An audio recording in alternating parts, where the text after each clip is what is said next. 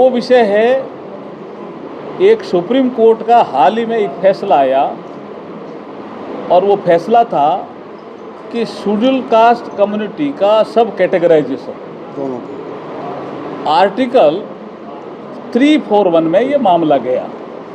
341 में एससी की जातियां कौन कौन सी होती है वो लिखा है, लेकिन इस फैसले में एससी और एसटी उन्होंने दोनों ही ले लिए, सब categorization of the schedule caste. एक तो विषय उनके सामने ये था, सुप्रीम कोर्ट के सामने ये विषय पंजाब से चला, आंध्रा में गया, कर्नाटका में गया और फिर सारी पीआईएल एक जगह आई। उस विषय में जब सुप्रीम कोर्ट का फैसला आया तो इस फैसले के दो पार्ट हैं।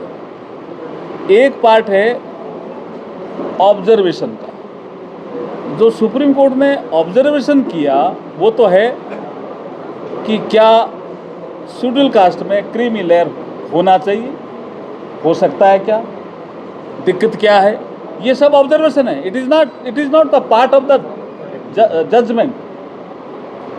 लेकिन जजमेंट का पार्ट क्या है?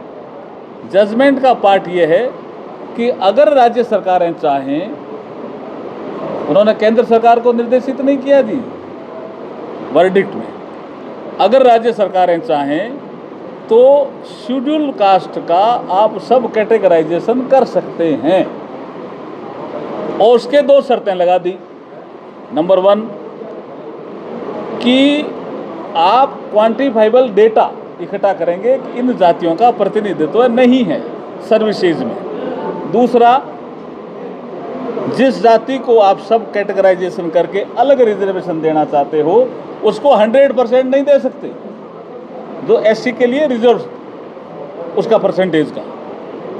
तो ये दो कंडीशन लगा करके उन्होंने फैसला दिया।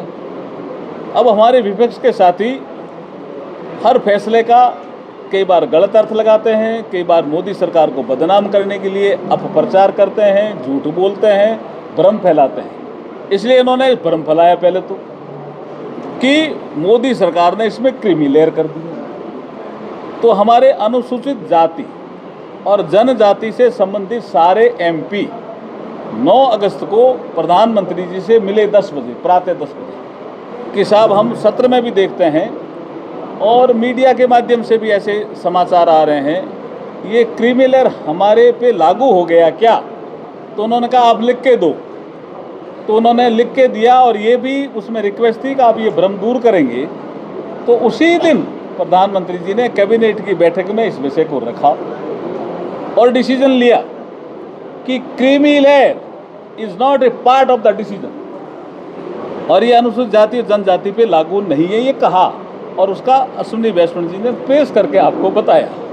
तो ये दो बातें अलग अलग है और जो बंद का विषय है वो संगठन अपने अपने हिसाब से करते रहते हैं।